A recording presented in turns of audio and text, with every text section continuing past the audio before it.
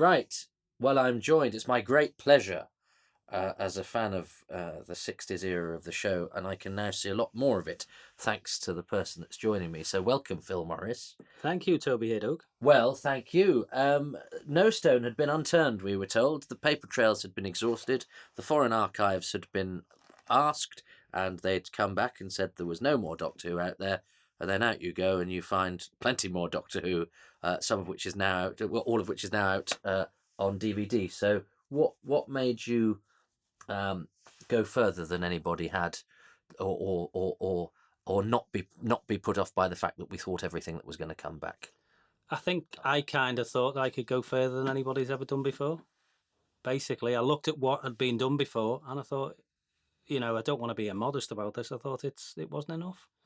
I thought that a lot of it was when I subjected things to what had actually been done and spoke to people at the BBC as well. I wasn't convinced. I thought, well, how can you? How can you know? If you just ring somebody up and after visiting a lot of archives, you'll notice that a lot of stuff's just thrown in a room at the back and they're not dealing with it anymore. And you ring them up and you say, have you got any? And they go, oh, God, I've got to go in that room. No, we haven't. It's easy to say no. Mm-hmm. But if you're actually there and you're there with the permission of the station itself, it carries a lot more power, a lot more firepower.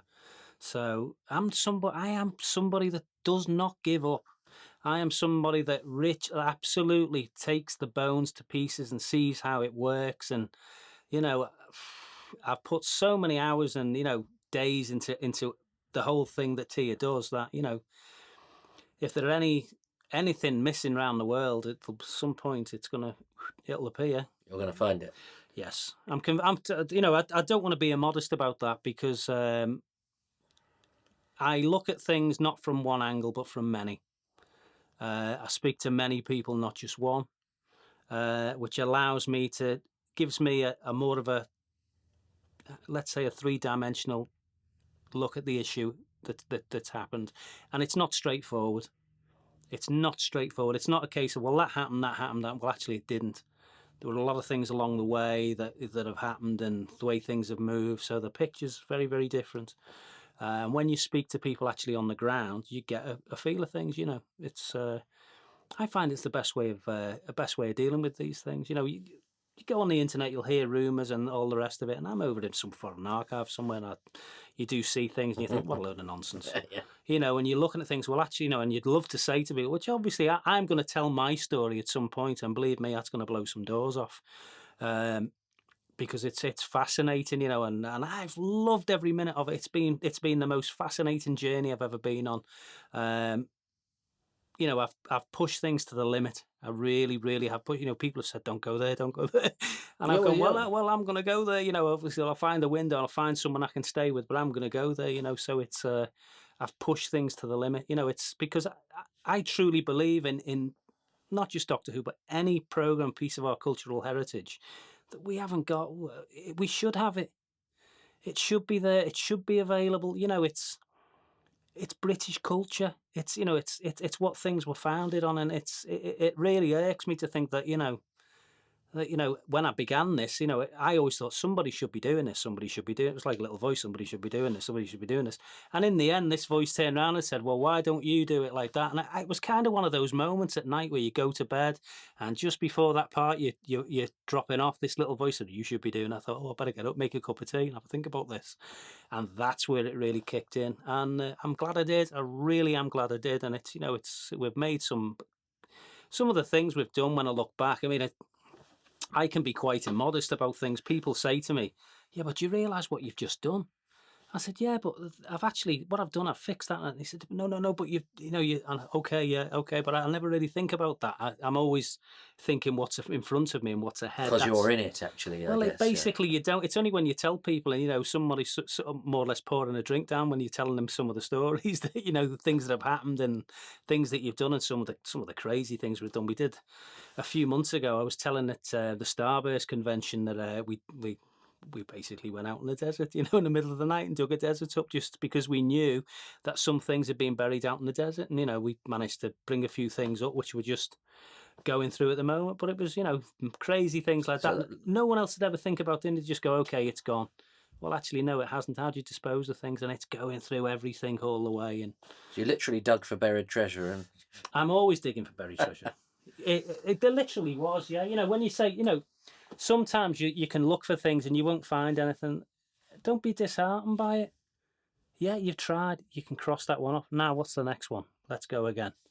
so what sort of time period are we talking about? So, for example, the Web of Fear and the Enemy of the World. Yes. We saw them on DVD in 2013.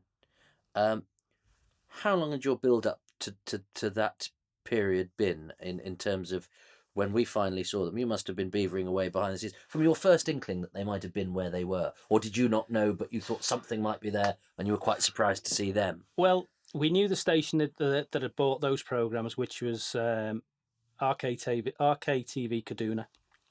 I even saw the transmission logs. That was the station where I found there's couple of Sky at Night episodes under the carpet, and I think it was a couple of other things there.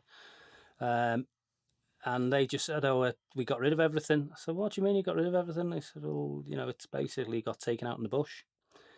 And I'm like, well, "What do you mean taken out in the bush?" I go further. People say things are being dumped. Well, how do you dump things here? And they thought, "We dig a hole and bury it." So where did you bury it? And that's my track. Where the furthest end, if anyone knows, where did that go? Because obviously the ground there is quite dry. It's arid. But they were sold there. We left there. I think the next station we went to was actually Jos, because we literally travelled the length and breadth of Nigeria at the time. And thanks, I had some fantastic help. And literally went into Jos station, which is only a small station, and there were just racks and racks of things. And I was looking up. I thought, oh, that's interesting. A piece of masking tape. Doctor Who. No. Yes, there you go. QQ Web of Fear. Oof, this has been gone for forever. Is it in the cans? Took them all down, going through everything. Check. To you. Goodness me, you were like, it was one of those moments where you think, okay, I take it in my stride. I was like, okay, it's exciting. Obviously, you can't remember. That was the end of 2011. Mm-hmm. Very bureaucratic Nigeria. If basically, then we have to go back to the head of the Nigerian Television Authority and let them know what, as at certain stations and stuff like that, and then we're authorised to remove them. But it takes time. Nothing happens overnight. It really doesn't. But they were a marvellous help. They were fantastic, and obviously we helped them also. We did a great deal for the NTA at the time, but nothing happens overnight. So it was a case of, by the time they got back to the UK, and then they've got to be examined and make sure that you don't want to come out and say, well, we've got this, and then it's not in a good enough condition. You don't want to subject the fans to that. That's only ever happened to me once before. I think it was an episode of The Mind of Evil, which we got back on black and white 16mm film, which was literally goo.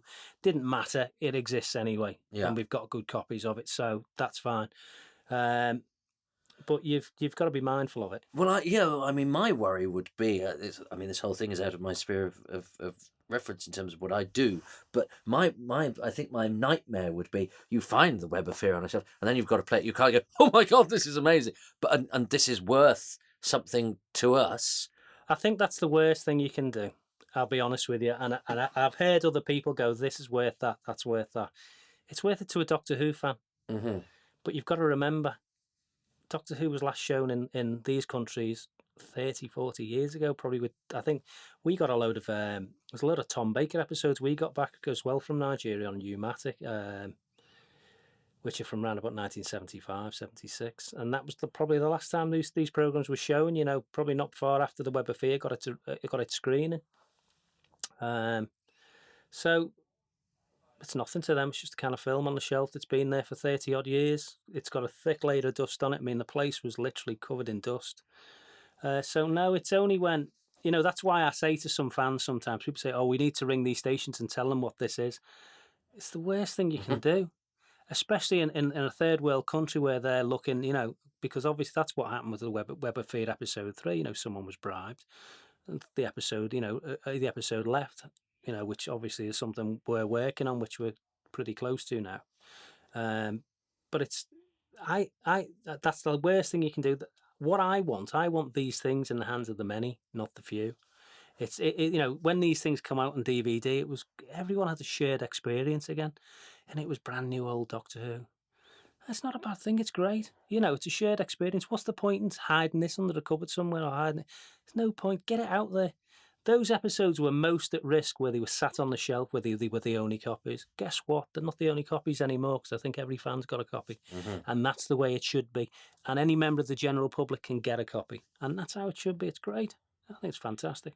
But have you had the opposite where, okay, with those you found out where they were and you found out where is there anything that you say found out, I'll just pluck an episode at random and no rumour starting, let's just say The Savages episode 2, you tracked it down to a place and, we found out they had it but they've destroyed it. Have you found out the end game for some episodes that you think, they've...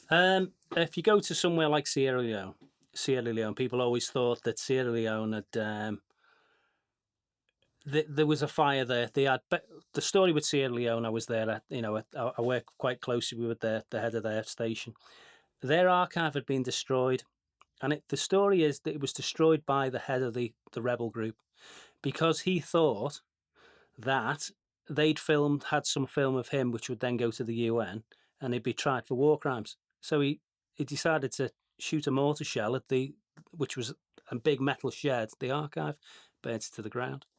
However, there weren't any Doctor Who episodes there. They were returned to London in the early 70s. And from then, well, we don't know what happened. It's all right saying they've gone back to London and been destroyed. Well, were they? We don't know. There's no one can tell you that for sure. Some things were destroyed by Enterprises as late as the 80s, which, we're not sure what episodes they were. Maybe it was the Space Pirates. I don't know, because Zambia had the Space Pirates really late, and possibly they were returned to London. But again, I'm not saying that's a definite thing that happened because there's no first-hand evidence of that. It's quite slow moving. The Space Pirates might still be watching it. Well, they said Enemy of the World was, it might be another Enemy of the World. Absolutely. You really don't know. As I say, it's interesting. It's a fascinating thing. It's we're just going to have to see on that one, I think. Well, look, it's been a fascinating insight, but I'm afraid I'm going to have to ask you the question you probably always get asked. Please tell me. What is the question? What? I mean, you've achieved the impossible already. That was 3 years ago, Toby. Yeah. I take it you haven't been idle since. Are you? I am not idle. I am not idle since. I'll tell you now. I'll tell you, and I'll tell every other Doctor Who fan if you're looking for an answer from me. I'm not going to tell you. Either way, if there is something coming, I'll make sure that nobody sees it coming because I want it to be a surprise. If there's something to come, it's going to be a surprise. So that's where I'll sign off. But I will say to every fan out there, you're going to find rumours all over the internet. You're going to find people saying that's always gone on within Doctor Who with missing episodes. It's not a new thing. I'll get tagged with it now, obviously, because I am absolutely proactive. I don't mind that. What's important to me is the work that I do. And the promise that no stone's unturned. Absolutely not. And that's for any missing programme or TV series. But obviously, I'm not going to come out and razz-and-dazz and say this. When there's something to say, we'll say it. But with anything, I want it to be a surprise and head out of left field. So, and also one other thing that I like, I don't like to do the same thing twice. For me, I'm quite artistic, and I have that artistic core to me. I think once you've done thing, it's like going to a restaurant. We had a great meal here. It won't be as good as the first time, will it? Can we go somewhere new and do something new? And I'm all for that new. So, well, who knows? Well, he probably does, and we'll wait with bated breath. But for what you've done so far and your continued endeavours, and for your time today, Phil Morris, thank you very much. Thank you, Toby. It's an absolute pleasure.